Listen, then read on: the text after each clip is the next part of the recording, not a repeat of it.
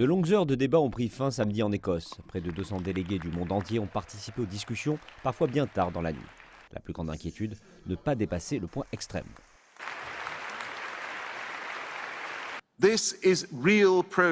C'est un réel progrès de maintenir la limite de 1,5 degré. Des progrès ont été accomplis ensemble.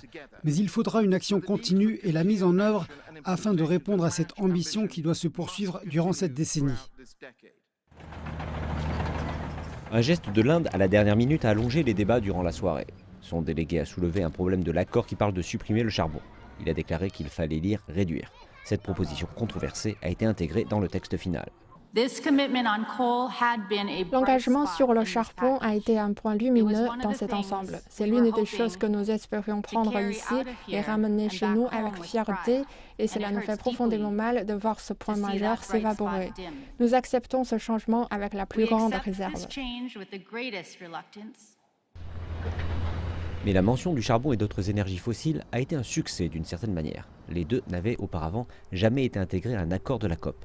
Et cela avait été fait avec l'accord de Paris et son article 6. Il instaurera un ensemble de règles pour un système international de négociation de carbone. L'accord a aussi exhorté les pays développés à respecter leur engagement de fournir un financement annuel de 100 milliards de dollars aux pays en développement et à doubler au moins leur soutien aux mesures d'adaptation dans les pays les plus pauvres. De nombreux pays avaient espéré voir davantage d'engagement dans ces domaines. Les nations développées doivent aider les pays en voie de développement à renforcer leur capacité à répondre au changement climatique. Ainsi, tout le monde peut travailler ensemble pour répondre à la crise du climat.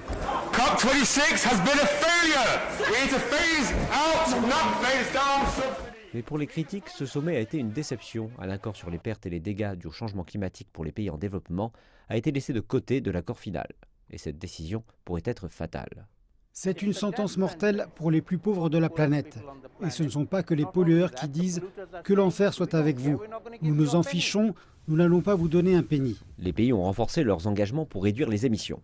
Mais il s'agit encore d'une longue bataille. L'analyse du groupe de réflexion Énergie Transition Commission révèle de combien. Il montre que les engagements actuels vont réduire les émissions de carbone de 9 gigatonnes, soit 9 milliards de tonnes métriques. Il existe encore un grand fossé pour maintenir la hausse de température à moins de 1,5 degré Celsius d'ici 2030. Le rapport précise qu'encore 13 gigatonnes d'émissions de carbone doivent être réduites. Et les délégués à la COP26 auront encore beaucoup de travail à accomplir. Un autre sommet se déroulera l'année prochaine en Égypte.